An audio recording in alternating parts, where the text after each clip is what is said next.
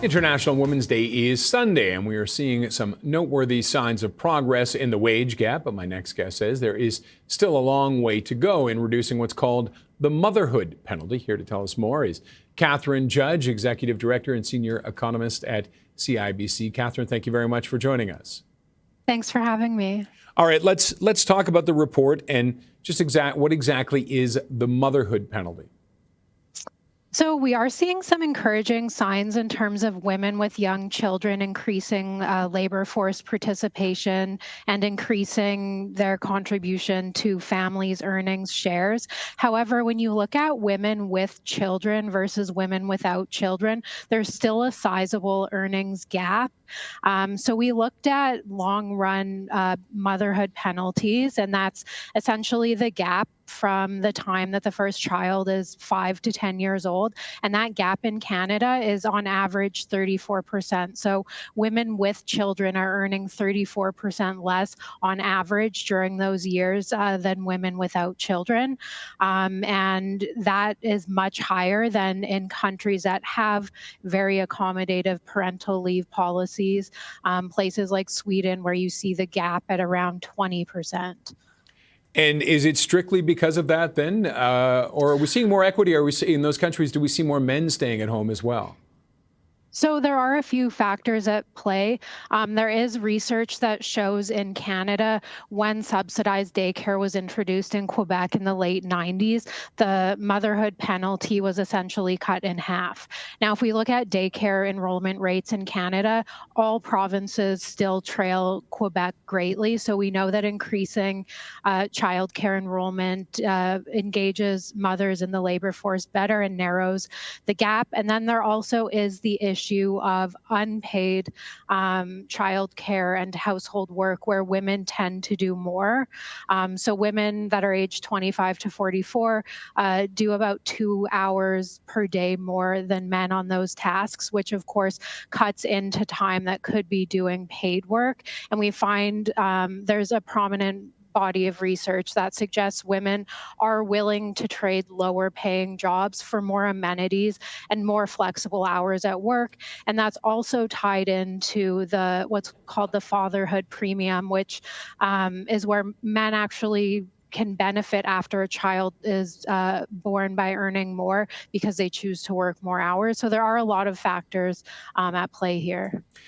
Are we seeing more, as more women make more money and rise up the chain, are we seeing more men staying at home, and are they suffering a similar situation, or do you have those numbers even?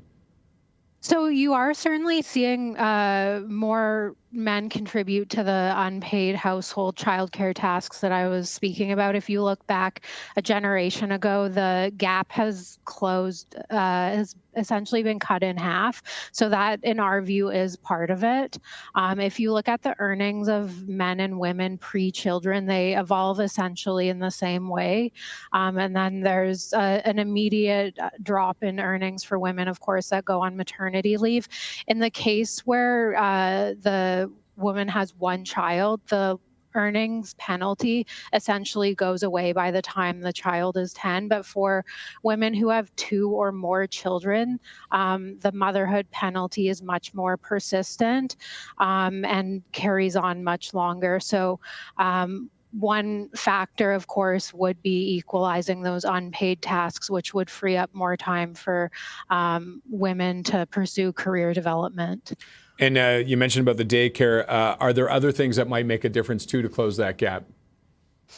Yeah, so one other thing we looked at is flexible work, which is defined essentially as industries where 35% of employees have adaptable hours. And we see that women's growth in employment is overwhelmingly concentrated in flexible industries. So that's another factor, of course, to consider. But I think the low-hanging fruit here is the continued expansion of subsidized daycare and getting those daycare enrollment rates up closer to what we see in Quebec, so that we can lower these penalties in the rest of the country, because the fact is that we're just not utilizing the workforce to its fullest potential here.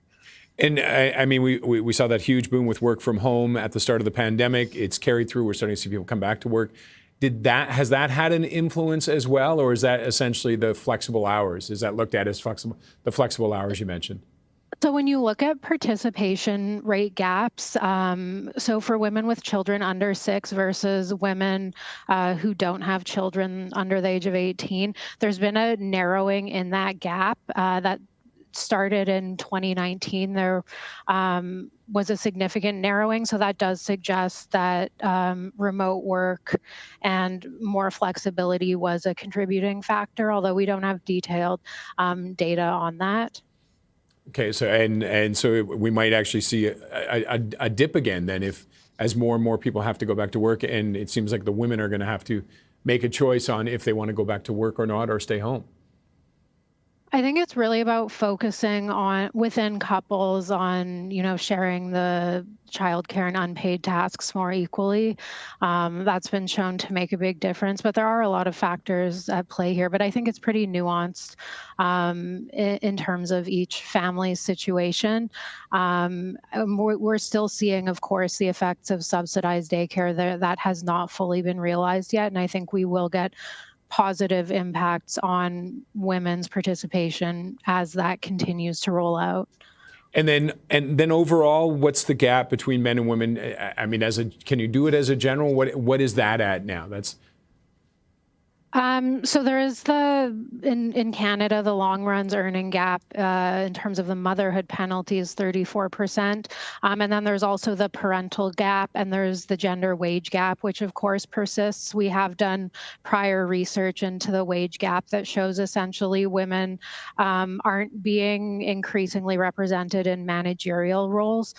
So it's really about breaking that glass ceiling to narrow the wage gap further, because if you look at prior years, progress on that really has slowed down.